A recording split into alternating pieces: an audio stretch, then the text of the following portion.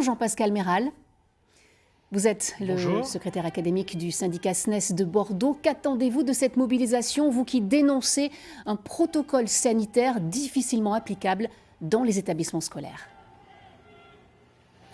Oui, alors sur la question du protocole sanitaire, le problème qu'on a surtout, c'est les manques de décision de notre ministère depuis le début de l'année. Depuis le début de l'année scolaire, on sait qu'on vivra une année difficile, alors avec des confinements totaux ou des confinements partiels. Et contrairement à ce qui est annoncé, nous ne sommes toujours pas prêts, surtout d'un point de vue pédagogique.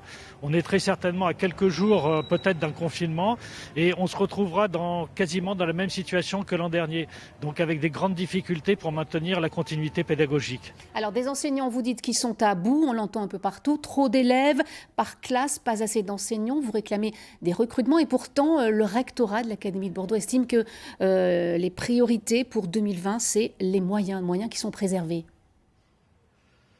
Alors, il y a quelques moyens qui sont préservés pour le premier degré, mais si vous regardez les chiffres pour le second degré, on a une croissance d'effectifs très importante dans notre académie, 1,1%.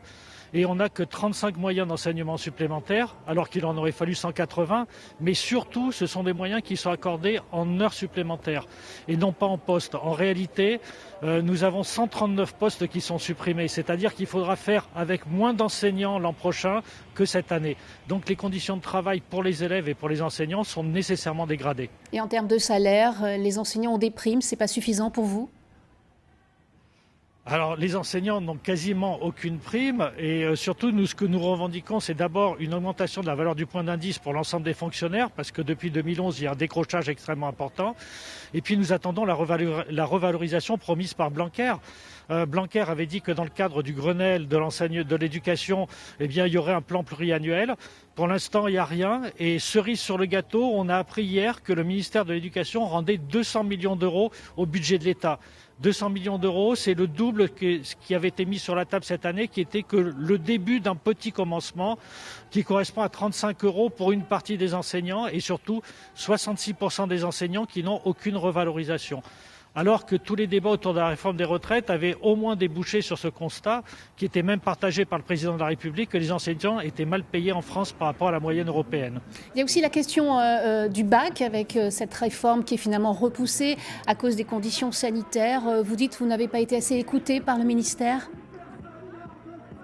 Et non, puisque dès le début de l'année scolaire, nous avons demandé que les épreuves de spécialité soient repoussées à la fin de l'année, ce qui aurait été la moins mauvaise des solutions. Le ministère a attendu, il a tergiversé, vient de prendre une décision qui n'est surtout pas bonne parce qu'on transforme cette épreuve en contrôle continu. Les évaluations qu'on a pu faire avec nos élèves depuis le début de l'année ne sont pas du tout les mêmes quand il s'agit d'un examen final que du contrôle continu. Et surtout, jusqu'à présent, on était dans l'incertitude dans la préparation de cette épreuve. Et puis, il ne faut pas oublier le grand oral qui était le pilier de la réforme du bac. Et ce grand oral, nous avons très peu d'informations. Merci beaucoup Jean-Pascal Méral et Olivier Prax pour ces images donc en direct de la place de la République.